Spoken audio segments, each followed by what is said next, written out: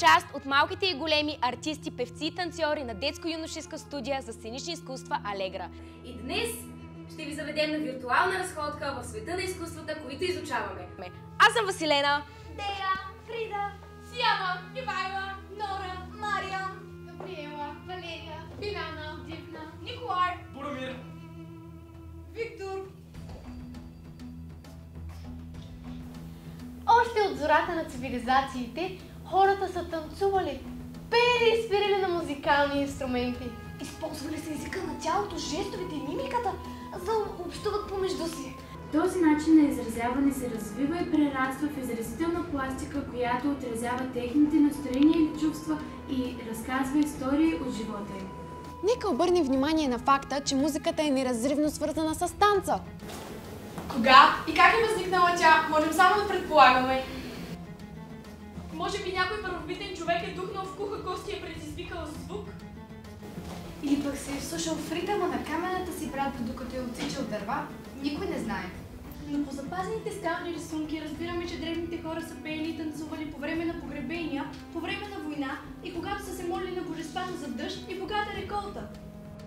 най-много изображения на танцуващи и пеещи хора има по стените на египетските пирамиди.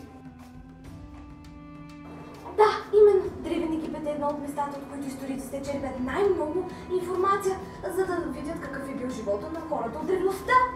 И така, назад в миналото!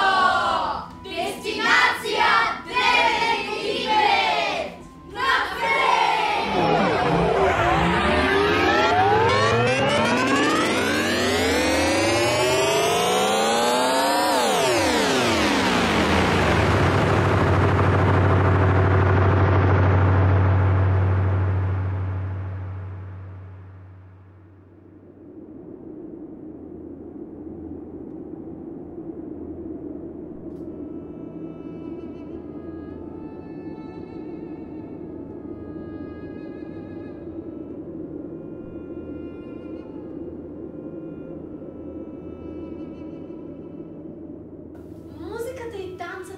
Абсолютно свързани. Най-зрелищни били танците по време на погребалните церемонии, защото древните египтяни вярвали в задгробния живот. Имало е разказвачи, които обяснявали за какво се разказва в танците. Имало и оплаквачки, които плакали, изкубили си косите и получавали тлъсто възнаграждение.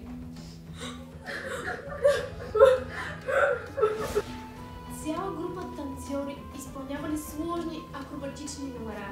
Певци пеели, а музиканти свирили на древни инструменти. Всъщност, учени не знаят дали танците са се изпълнявали в ритъма на музиката и дали е имало връзка между тях, но едно нещо е сигурно.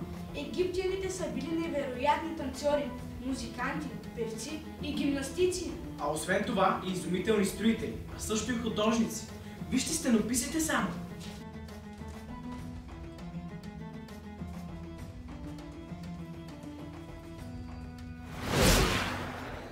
А знаете ли, че много от движенията, които изпълнявате в залите за балет или танци, имат древен произход? Например, мост. А забелязали ли сте нещо специфично в изображенията? Египетските рисунки винаги изобразяват хората в профил. Показват и двата им крака, и двете ръце. А лицето наполовина.